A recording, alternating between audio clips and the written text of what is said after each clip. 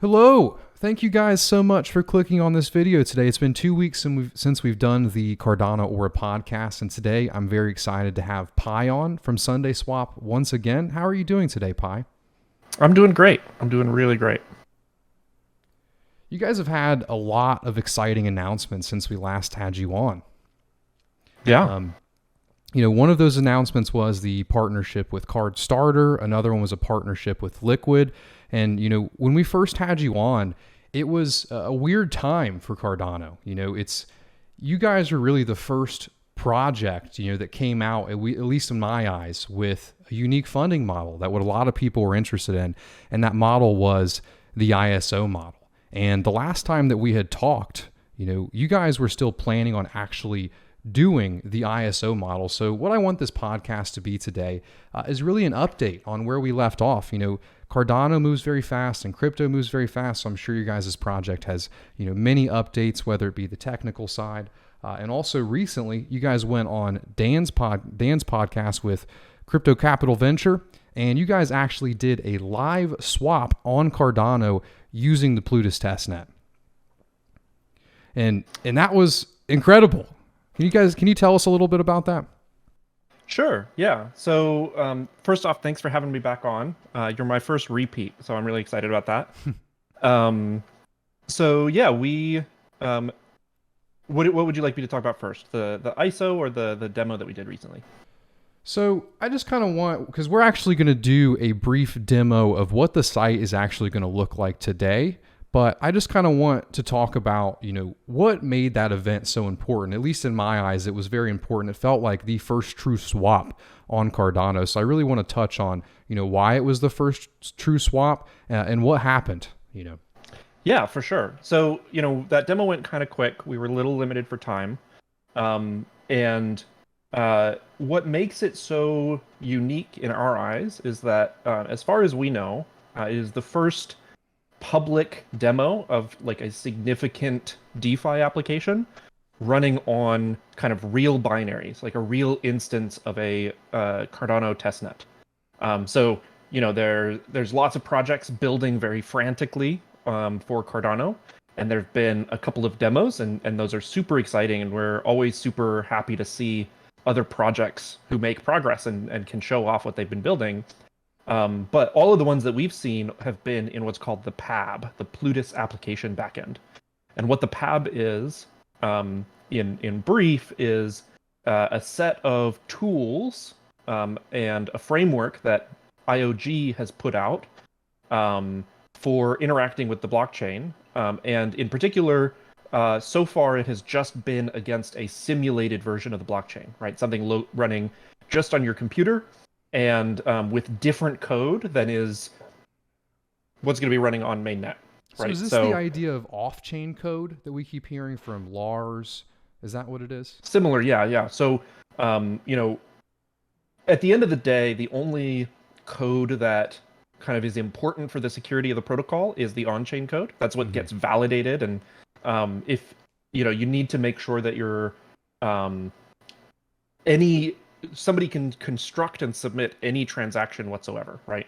But in order to make that easier, the off-chain code is kind of a set of tools for helping you find what you need to build that transaction, right? So, for example, if you're interacting with a DEX, you need to find where the liquidity for the pool that you want to swap against lives. And so the PAB provides, for example, the ability to look that up and find the UTXO that you need to include in your transaction.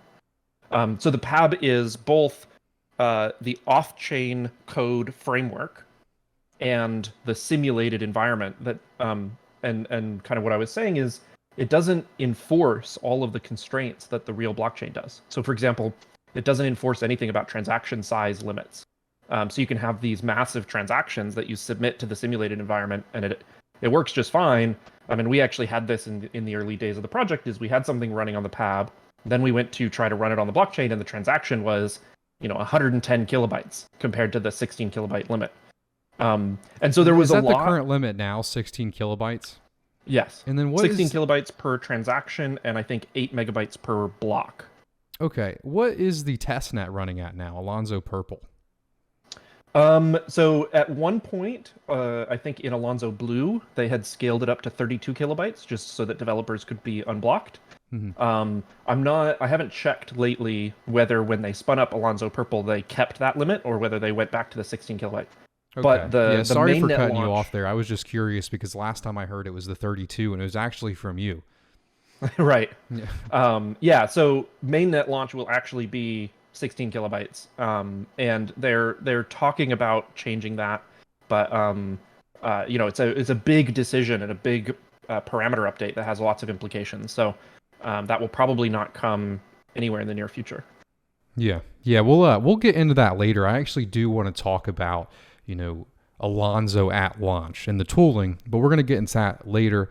I wanted to talk about, there's a lot of new people probably watching this podcast that are new to Cardano and maybe new to cryptocurrency. So the historical moment that we just talked about was swapping two tokens on the Cardano blockchain. And if you're new to cryptocurrency, it's weird. You have all of these different tokens. Well, think of cryptocurrencies like networks. You have Facebook, and you can't add a friend from Facebook on Twitter. They just don't connect. Crypto is the same way. You have the Cardano network and you have the Ethereum network. And these networks can have their own tokens. And this is a part of the utility that these blockchains offer to businesses. So what was so historical about this live stream was they actually swapped two tokens, as he said, with on-chain code on the same blockchain. So, for businesses that are coming into Cardano, they're going to look to create a token to either incentivize users or incentivize whatever they want to build. And, Sunday token is a good example of that. And what they're building is the open platform for anyone to swap any token on the Cardano blockchain. And, I had a feeling, watching that, like it just felt so historical. I know I keep saying that, but, a year ago, we didn't have anyone building, let alone, showing real utility on a test net. So that was a huge day. And now that I've explained, what a DEX is, what is SundaeSwap? Is it a DEX? Yeah. So first off, anytime you get me talking about something technical, I have a tendency to kind of go off. So thanks for pulling me back. I'm the same way. To the basics. But yeah, so at a high level, SundaeSwap is a DEX, a decentralized exchange. I got a lot of flack for using this analogy in my demo, but it serves a similar role as something like the New York Stock Exchange. Obviously, it's crypto first and it's decentralized, but the fundamental service that it provides is the ability for somebody with one asset to get a different asset. And kind of to put it in perspective about how important this is for a crypto ecosystem. Imagine a business that wants to start accepting kind of various cryptocurrencies for payment, right? Even if they're not building their own token. Somebody is selling T-shirts and they want to accept payment in ADA or in LQ or in Sunday, right? It's very risky for them to do so because the prices are very volatile, right? And so what a DEX allows them to do is accept those tokens, but then swap them into something that's more stable right away, right? And so that they can say, okay, yeah, we're charging $10 for our T-shirt.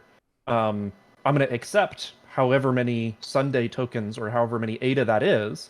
But then, to remove the risk that the price may change dramatically out from under them because they've got to operate, a business with predictable profit lines, they can just swap it to something like a stablecoin. So a DEX really serves this fundamental role of allowing these different funds to kind of, slosh around like they're liquid rather than kind of being fixed in place in these isolated silos. That's ironically why we call it liquidity, because it creates this fluid movement of capital to where it's needed. Yeah, that's a great explanation. And why don't we have DEXs on Cardano? The answer is because we don't have smart contracts, right? And what DEXs offer is the ability for you to trade with somebody else across the world, without worrying about, them stealing from you. When you set a price that you're willing to pay for, you're going to set a slippage amount. And that slippage amount you actually determine when you go to do the trade. And that's the amount that you're willing to lose on the trade or even make on the trade. And, at the blockchain layer, it's incredible because you don't have to go through a centralized exchange to get another token. Using the same wallet, you use the SundaeSwap application, and we're going to show you this later. You get on there, and you can just swap one token for another in the same wallet without touching a centralized exchange, and that's huge. But the next thing I want to go on to is the ISO story. Last we heard, you guys were going to do the ISO. That was going to be, one of the main methods for funding for your project. But last that I read, it seems that it has shifted. Yeah. So the road to ISO has been a pretty bumpy one for us. We, as a very new project, I think we were like, days or weeks old at the time. We were looking for ways that we could fund the project. And we had just barely missed the window to submit for a Catalyst proposal. And somebody in our community suggested, well, why don't you just run a stake pool, right? And have people delegate to that if they want to support the project. And so we kind of took that idea and we mulled on it, and out of that kind of was born the idea of an ISO. And we got really excited about it. Obviously, there are huge potential. It's a huge potential and a really innovative way to do fundraising. And to some extent, we jumped the shark on that, right? We did have legal counsel, and they had said, it sounds fine as long as you're doing what other projects are doing, go ahead. In terms of issuing a coin. And so we, drummed up a bunch of marketing. I came on your show to talk about what it was going to look like. And with that increased attention and that increased excitement, somebody, our CTO actually, at the time we had just hired him as a DevOps person, and he has a lot of history in the security space. He kind of worked on platforms that got no action letters from the SEC and stuff. So he's run the whole gamut of that process of regulation. And he kind of tapped us on the shoulder and he's like, you might want to get a second opinion on that. I don't think that this is safe for you to do. I think that if you do this, it's going to classify the Sundae token as a security. Mm-hmm. And so, it was a very frantic day where we realized that. A couple other kind of bombs dropped that day. We had Nico tweet about us, you tweeted about us, kind of providing some feedback around, we're about to launch this avenue that's going to collect a ton of money, and we haven't provided any evidence that we are capable of delivering what we're delivering at the time. Mm-hmm. And we thought that was very fair feedback. So kind of we collected all of this and we said, let's delay the ISO, right? Let's announce that, it sucks and we got a lot of flack for it, but at the end of the day, I didn't want to start accepting people's money and then regret it later, right? Yeah. And so we delayed the ISO. That seemed to me, to comment on that, and this is kind of the start of, me liking SundaeSwap, because that seemed like, the responsible decision, looking at, essentially piles of cash heading your way that you can finally use to build out this awesome protocol. You stopped and said, we have this community here. We think we have something special, and we're going to just hold off on that. That was kind of, to me, the first, response that you guys had that says, okay, you're really taking the community into account when it's important. Yeah, absolutely. And that's super important to us. So we announced a delay, and then we said, we'll get back to you and we'll tell you what our plan is in, I think it was early June or something like that.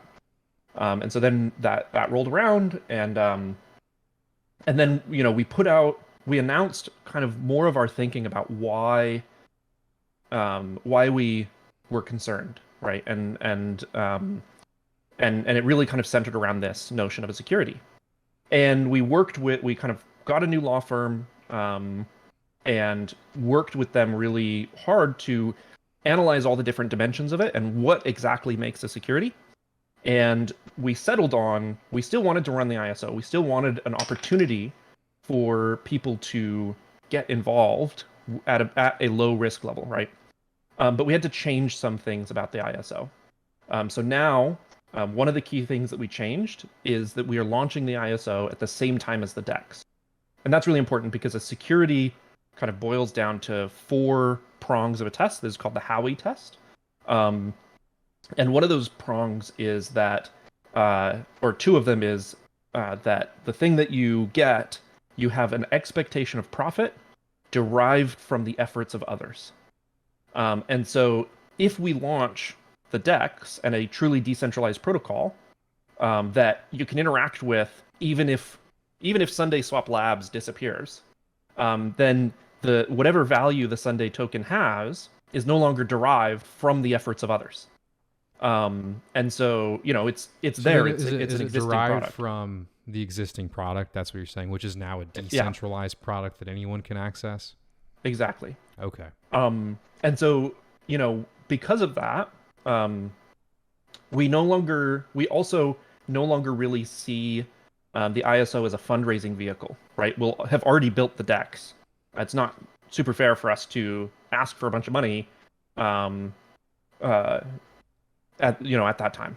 And so instead, you'll be keeping your ADA rewards and your Sunday rewards. We'll be partnering with some stake pools in the community to avoid drawing large amounts away from the stake pool community. And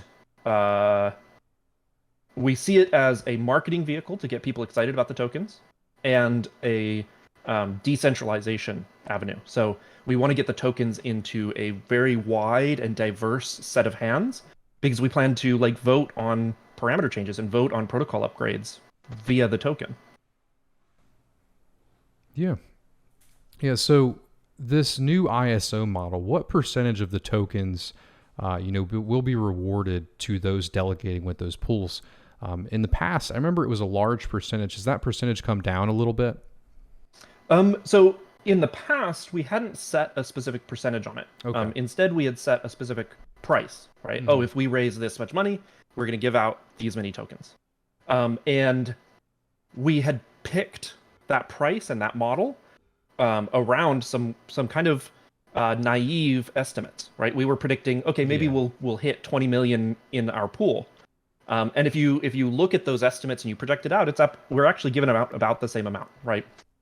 Obviously, under that model, we were vastly under predicting the popularity of the ISO model, so we would have ended up giving out quite a bit of the token that way. But it was never our intention, right? We didn't design the ISO to give out a certain percentage. And so we always wanted to give out about 5%, maybe 6%. In this model, it'll be 5%. And then reserve the bulk of the rewards for people participating in the protocol and providing liquidity to kind of create the market that allows people to swap. Okay, awesome. So, you guys were really expecting the funding from the ISO model. Did you guys shift to, VC funding or a public sale model? How did you guys get the funding to actually build your DEX, given what you actually learned about the security laws relative to the ISO? Yeah. So we had to tighten our belts. All of us, before we were taking a very small salary. Now we're taking no salary. We're paying our developers, but we're paying those out of pocket from the kind of co-founders' pockets. We're paying for hosting costs out of pocket. And then for some of our bigger bills, we took a small business loan of about been bootstrapped. Now, if you look at our tokenomics, which is available on our website, we have set aside 13% if we do need to go to either angel investors or VC investors.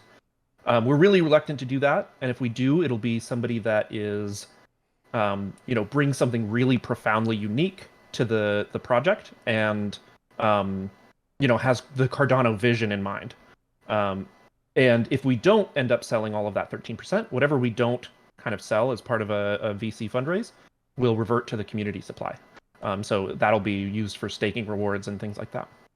Awesome. Well, I think that was a great continuation of the ISO story, and I appreciate your response. Do you guys have, and this also leads into my next question, what is the timeline for releasing Sunday? What is the timeline for the ISO? Because you said they're going to be launched around the same time. Yeah, so we're going to launch them both at the same time. The ISO will run for 5 epochs. So we didn't want the ISO competing with our protocol, right? So we had this balance between a shorter ISO, but then we don't want people. I hadn't even thought of that. We don't want people to miss out on the ISO, so we didn't want to run it for 1 or 2 epochs. And so we kind of chose a middle ground of 5 epochs. It's a little over a month. So even if you miss like the first epoch, you should still have plenty of time to get involved. In terms of the timeline for launching, and every time I talk about this, I add like the biggest of disclaimers. Things in software can change, and at this point, we've built a large part of the core of the product, and the limiting factors are things that are outside of our control. Things like getting an audit that has been particularly difficult to line up given the kind of fierce competition for good auditors. So things may change. I'm not making a hard commitment, and I beg our community to have some understanding if things do slip. But our current projections place us launching around mid-October. Okay. And, saying that, you mentioned things that are outside of your control. From my perspective, I'm trying to build a decentralized application experience, and a lot that I'm trying to build is out of my control. And one of those things is wallets. There aren't any DApp-like connector wallets yet other than Namey, and there's some limitations there. And also, as we mentioned earlier, that kilobyte size block or transaction limit, for the blocks. So do you think that on the release of Alonzo, let's say you weren't limited by the audit, would you actually be able to build SundaeSwap if you had everything done, and actually have it run on the release of Alonzo, or is that tooling not there yet because of the limitation, because of the transaction size? Yeah. So in principle, I think we could launch at the release. The big problem, and the reason we wouldn't, even if the audit wasn't a factor, is exactly because of that tooling, right? We want to make sure that we have a diverse set of wallets to integrate with. We want to make sure that we spend some time optimizing our transaction sizes, because the smaller we can get our scripts and the smaller we can get our transaction sizes, the more throughput we can fit into our protocol, right? So we would optimize there, and at the end of the day, we want to provide. We don't want to. The first label isn't worth a terrible UX to us. Yeah. So there are things outside of our control. I think a lot of protocols are working very hard. I don't want to badmouth anybody. And I anticipate a lot of smart contract protocols are going to experience similar kind of problems, the ones that we ran into and the ones that we had to solve to run that live demo. And I don't think you're going to see any substantial, DApps on day one of Alonzo. That being said, I can speak to that too. Relative to everyone that I've talked to, them saying SundaeSwap in October isn't a large delay. There are a lot of moving pieces, and a lot of these moving pieces all have to align around the same time for our projects to release, and it's not just them.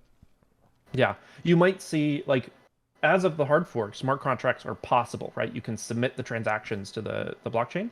So you might see some very simple apps. Like, I could imagine somebody building some kind of like vesting protocol, right? Where, oh yeah, we lock up funds for X weeks and then they get released. But like the more significant apps are going to take some time for the PAB to catch up, for wallets to catch up, to solve kind of some of the protocol issues that aren't being checked and enforced by the PAB today, things like that. Okay. Well, thank you for that insight. I and my audience really appreciate it, because without being on the inside, everyone's kind of wondering, what functionality will be available on the 12th, and we have no idea really, other than kind of peering on the inside a little bit. So I really appreciate that. And then one last note on that. No worries. To some extent, I think IOG and the Cardano community should be looking at that as a feature, not a bug. In the sense that, the hard fork is incredibly sensitive, and if there were,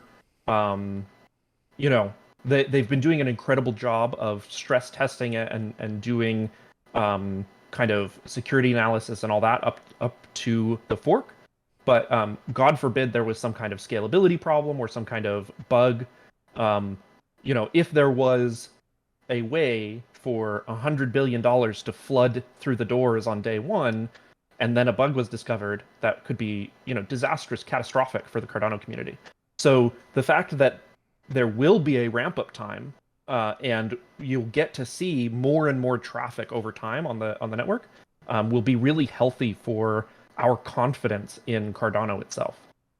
Yeah, I agree with that completely. I often get the question, when Alonzo, when Goguen? And my response has always been, hopefully when it's ready. I don't care if it releases this month or next month or December. Cardano has always been, slow and meticulous. So why, in the last few months of the biggest release, do we have to have it now? I think that this route is a good way to do it, because it also releases, the base to the public, so people can build tooling. So it's not just IOG limited to being essentially the fathers of the protocol, and here's the tooling that we've created. Now when the base is out, there's going to be multiple people working on tooling, and I think that's going to provide a huge advantage to just tools for developers in general. So one of the main questions that I got on Twitter was, when is the audit going to happen? And, what type of audit is SundaeSwap going to be? And also I'm curious on why audits are important. Yeah. So for those who don't know, an audit is essentially a health inspector, right?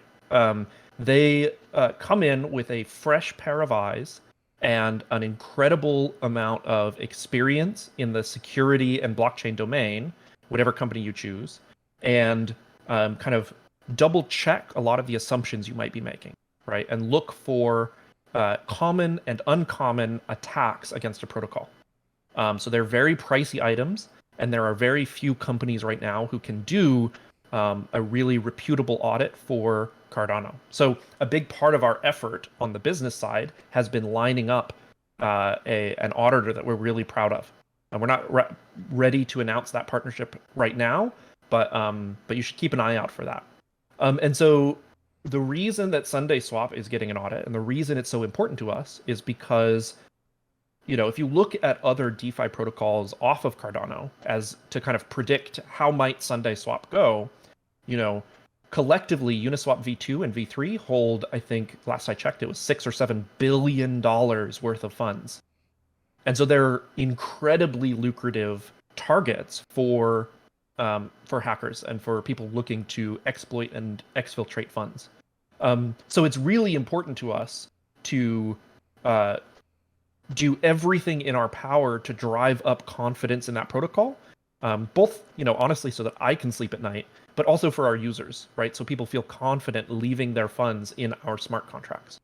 And so we are not sparing a penny, basically, on our audit. It's going to be a very hefty chunk of change, but it's well worth it in our mind. And what they're going to do is, first, they're going to formally kind of write down in mathematics what are all the moving pieces of the SundaeSwap protocol, right? On the surface, it seems very simple. You're swapping one asset for another, but under the hood, there's actually an incredible amount of nuance and detail in exactly how we execute that. So they're going to be writing down that formal protocol, ignoring the code and the Plutus side, and building formal proofs in a proof assistant about what the protocol is, and they'll be delivering a report on that. Once we have that, and once they've kind of provided recommendations on things we should change about the protocol to make it more secure, we'll then kind of we're implementing it in parallel, but we'll maybe migrate those recommendations into our code base, and then they'll do a second round where they do a code review. And they'll look at all of our code, our Haskell code, and say, does this actually faithfully implement that specification?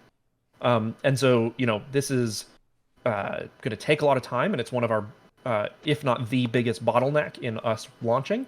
But it's super important to us. And I've always said from day one that if I don't feel 100% confident in the protocol, we're not going to launch. And the, first to launch label is much less important to us than being the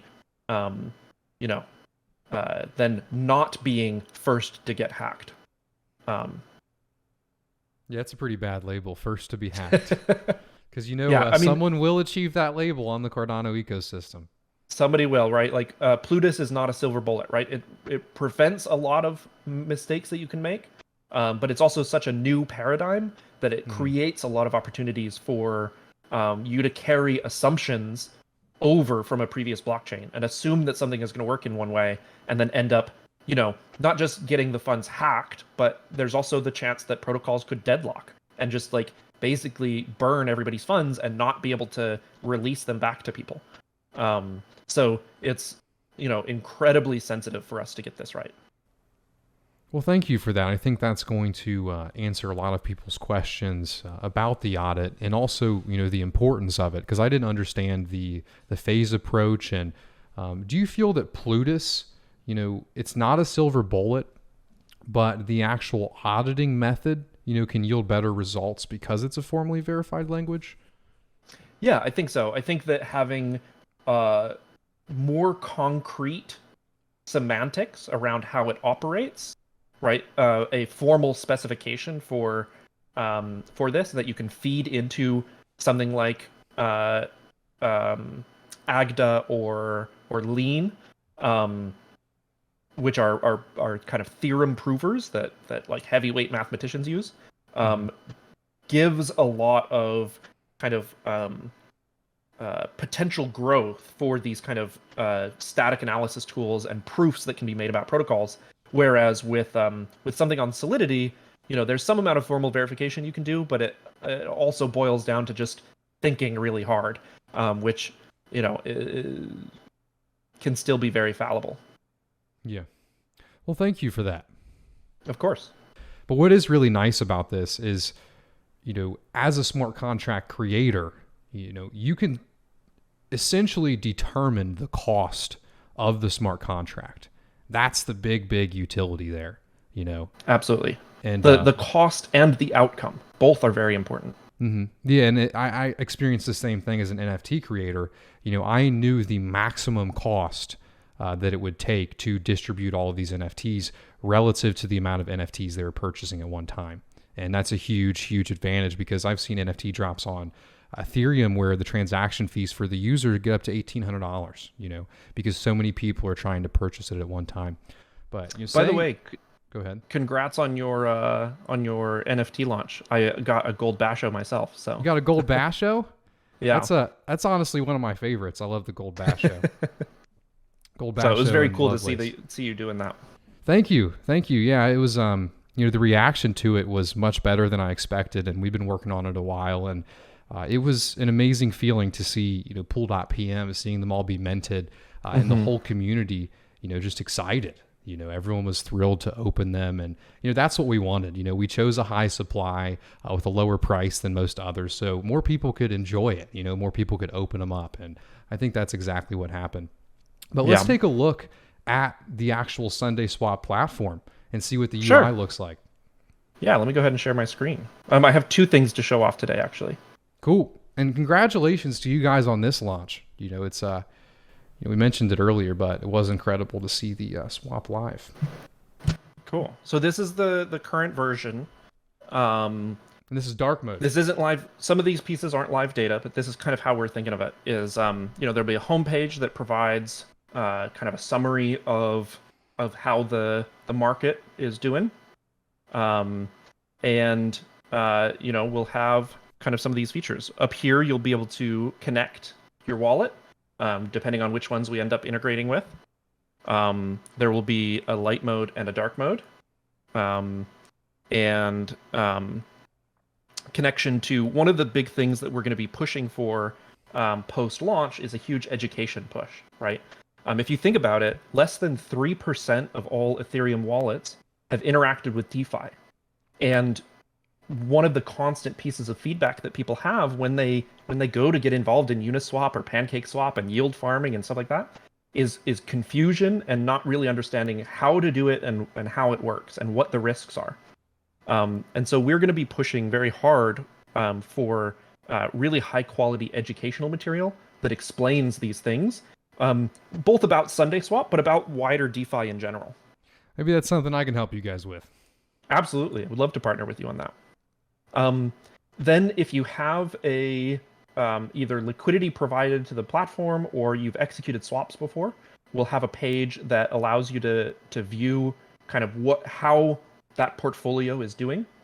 This will, once you've integrated with the wallet, it'll query to see, okay, yeah, you've earned this many fees and stuff like that. Again, this view is just provisional. It might change before launch. We've reset the testnet since I did that demo with Dan, and we actually right now, 24 hours before the demo with Dan, all developers kind of put pencils down so we wouldn't break the environment. And so after that, they went back frantically to work, and so I can't actually demo a swap right now. And I didn't give him the heads up either. This morning I was like, hey, I want to see that swap. Yeah, no worries. Happy to show it off to you. But you'll be able to see both, the existing pools and then potentially any positions that you're providing liquidity to. You'll be able to. Let's talk about this for a second. Liquidity. Sure. What does it mean to provide liquidity to a DEX, and what does that allow the DEX to do? Yeah. So I'm actually going to bust open a whiteboard and draw it out for you. Awesome. Okay. So in a traditional market, there are a number of limit orders on both sides, right? So you might be buying and selling some stock. And, if you open up something like Coinbase, you'll see this screen where there's kind of these two sand piles of open sell orders and open buy orders. And all of these limit orders, these assets, are there for the taking for anybody who wants to execute a trade against them, right? And so when I say, I want to buy 10 shares of this stock, it's going to start here in the middle and execute these sell orders until it has fulfilled this, right? Until it has fulfilled your order. And that's how the price moves up and down.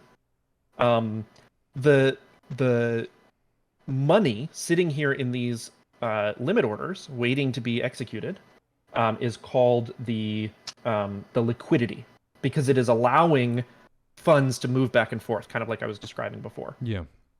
So in something like a constant product pool, which is what our initial offering will be, you instead of having limit orders, you have these two funds sitting there in some ratio, right? So we have, maybe a bunch of ADA and a bunch of Bloom.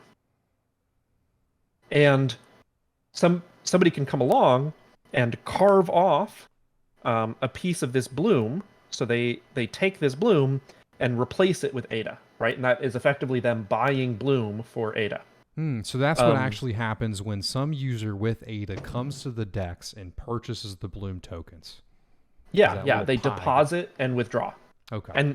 And the term constant product refers to the math that underpins how much Bloom are you allowed to withdraw if based on how much ADA you deposited. Okay. So where do these funds come from in the first place? Well, they come from what we call liquidity providers, right? So somebody comes along and they say, oh, well, I have 100 ADA and 50 Bloom. This is just sitting in my wallet. I'm not doing anything with it. And so they can deposit it into both of them into this pool, and they get back a percentage ownership of that pool. Now, every time somebody executes a swap, we charge a transaction fee, and that transaction fee also goes into this pool. So it's getting bigger and bigger over time. And because I own a percentage of it... that goes back to those people that, Exactly. Okay. Yeah, because I own a percentage of this pool, my assets are growing over time. And so that's what it means to be a liquidity provider. Now, there are risks associated with this, something called impermanent loss, and maybe I'll talk about those on another stream. I don't want to get too off track. But yeah, so this is basically a mechanism for us. I say this a lot, but we're decentralizing access to financial services where, different people can access these swaps when they usually wouldn't be able to, right? You don't have to provide KYC. But conversely, we're decentralizing access to the profits as well, right? So by cutting out the middlemen, right? If you think about exchanging a stock on Robinhood, they are selling your order to Citadel Financial, which are selling, there's a chain of middlemen up to the New York Stock Exchange where or whatever exchange the trade actually happens at. And so by cutting those out, we can reduce those margins and still provide good returns for the people who are actually making the protocol possible. Mm-hmm. I mean, that's a big thing that we believe in strongly is sharing those profits. Another plus I see too is the data that's available. When you buy shares on Robinhood, they're selling that data to whoever has the highest bag. Where this data, it is still public, but it's free and open to everybody. Yeah, that's definitely a nice feature. Cool. And then obviously you'll be able to execute a swap. And then the last feature that we'll be building, and this is again just dummy data, is this notion of liquidity farming or yield farming. And the basic idea here is that we want to incentivize people to leave their liquidity in the DEX. If people, are constantly depositing and withdrawing, then the market has really unpredictable volatility, right? 1 minute you could get really efficient trades, and the next minute you could get huge slippage on your trades where a small trade moves the price by like huge swings. And that's because of the lack of liquidity, right? Right. And the exact details for why that happens are mathy, and I'm not necessarily going to get into them here. But we want to incentivize people to deposit and keep their liquidity there for long periods of time. And so we're going to be building features that incentivize liquidity that has been in the pool for longer periods of time. So you'll earn kind of additional rewards on top of that. And exactly how that works, we haven't finalized or announced, so I'm not going to go too in depth. But I just did want to confirm that that is something that we have planned. Okay. Cool. The second thing that I want to show you is something that in the next couple of days we're going to be releasing to the Cardano community. So one of the things that we have found is that having this private testnet that we did the demo on has been incredibly helpful. So one of the things that we've been working on is we have built this ability to run our own private testnets. I mean, this is something I didn't get a chance to show off yesterday in the demo, but we have up in AWS our own private Alonzo testnet. So Cardano Cli Query. So I can run this, and these are kind of all of the UTXOs that we were talking about running on our testnet. And so we're going to be open sourcing the scripts to spin that up. We've already shared it with our partners and got kind of collected feedback and improved the user experience. And so now we'll be open sourcing that. So anybody out there who is planning on building their own project can spin up their own testnet and kind of wipe it if you break things and mint yourself your own tokens and have an infinite faucet and all that kind of stuff. In addition, we found ourselves, on the command line a lot and just to do simple things like give ourselves some ADA or mint a new token.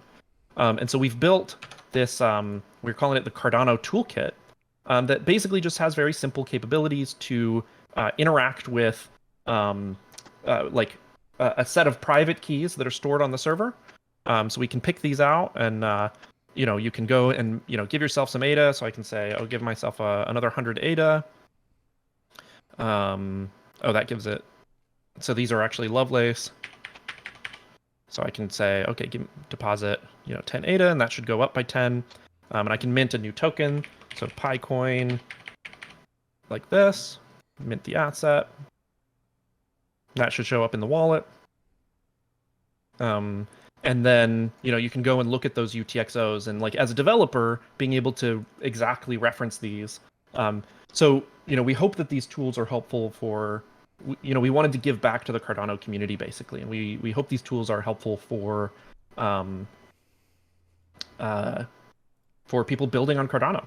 It seems it would be, just to remove having to type into the CLI all the time. You mentioned that you're also going to release documentation alongside that as well, right? Yeah, so we're going to release it in the next couple of days. The reason that we're not releasing it now is because we're kind of writing up some documentation on how to use it, how to get it set up, and things like that. Cool. Well, send that over to me and I'll include it in the link down below. So if you guys want to take a look at this documentation and maybe use it for yourself, feel free. It'll be Absolutely. down below. One of the biggest questions that I got is, how do I get Sunday?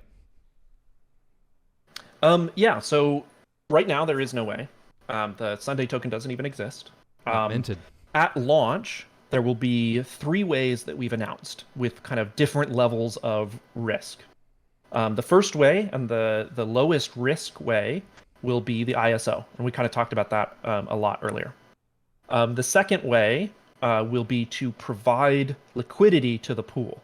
And what that does is it allows other people to execute swaps, and you'll be earning both a transaction fee and then through that yield farming mechanic that I talked about, additional rewards. And some of that includes Sunday.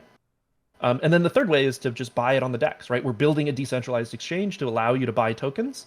And presumably one of the first tokens that is on our DEX is going to be our token.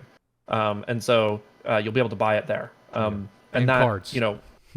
Cards will be one of the first 2. Potentially, yeah. It depends on when they, if they have the bridge ready by then. We're optimistic, but yeah. Awesome. One of the last questions I have for you is, what utility will the Sunday token have? You're going to be earning it from providing liquidity and the ISO model. How does, let's say I have this token in my wallet, how does me interacting with the DEX, is it improved from the token? Yeah, so we have a number of uses for the token. Not all of them are ready to be announced. But the whole point of the Sunday token is to be a utility token and to have uses, right? The most kind of publicly visible one of those is governance, right? So it's going to allow you to vote on parameter changes, right? So perhaps the DAO, the decentralized autonomous organization that governs the DEX, will in the future decide to increase or decrease fees. Perhaps there will be a company that comes along that builds a new version of the smart contracts, and the DAO votes to upgrade to those new versions, right? Obviously, post-launch, that's the role that SundaeSwap hopes to play, is we hope to build improvements and new versions and then convince the DAO that they're worthwhile and get them adopted. But so you'll get a direct say in how the DEX is operated. Awesome. We are also looking at the token as our profit sharing mechanism. And I can't go into super details there, but like holding the token will be how you one of the ways in which you kind of share in the profits generated by the DEX. And then another way that we're thinking about it is allowing Sunday to be used to pay for fees. Okay. Yeah, you got to be real careful when you talk about the Mr. Howie will come after you. Right. But yeah, our intention is for the token to be a utility token and to derive its value from what it can be used for. Okay, awesome. I appreciate that. As we head towards this time of dApp connectors, do you think Yoroi and Daedalus will be supported? Or do you think there's going to be this large migration of users to these dApp wallets to participate in these protocols? Yeah, so we have structured our code in a way that as long as a wallet provides a few very basic capabilities, the ability to query the UTXOs in a user's wallet, the ability to sign a transaction, the ability to submit a transaction to the blockchain, as long as they provide those core set of capabilities, we can integrate with them. And so we expect that there will be a lot of wallets that we integrate with. In terms of which ones that will be, we're not sure because everybody's kind of being a little bit close-lipped on what their timelines are for those integrations. Speaking just for myself, right, not for SundaeSwap and not in any official capacity, my bet would be on Nami Wallet being one of the front runners, and Yoroi Wallet being one of the front runners, just because both of them have been working on a Cardano improvement proposal and contributing to that, defining what a standard for that integration should look like what capabilities should be available, what the signatures of those functions should be, things like that. So the fact that they've both been participating on that CIP leads me to believe that they are working very hard on that. I'm sure other wallets will have that. I'm sure Daedalus will have that. It has not been super clear what form that would take with Daedalus, because obviously it's not a browser Yeah, it's a full node extension. So, but when and where those come up, we plan to integrate, and those would be my bets for which ones would have it kind of closest to launch. Awesome. Well, we'll go ahead and wrap it up there. I wanted to say thank you for taking the time out of your day to educate us on all this. Not all of us have the ability to spend so much time diving into Plutus and building a project for the Cardano ecosystem. So the insights that you derive from that, I really do appreciate it. I'd love to have you guys on again, maybe right before the launch to talk about, some of the risk that we mentioned earlier, and also to just show people how they can participate, maybe on a little bit of a test net. This is the, final test net before the product releases in a week, but thank you so much. Absolutely. Thanks for having me on. Always love coming on your show. It was nice to have the opportunity kind of in more of a casual setting to show off our product.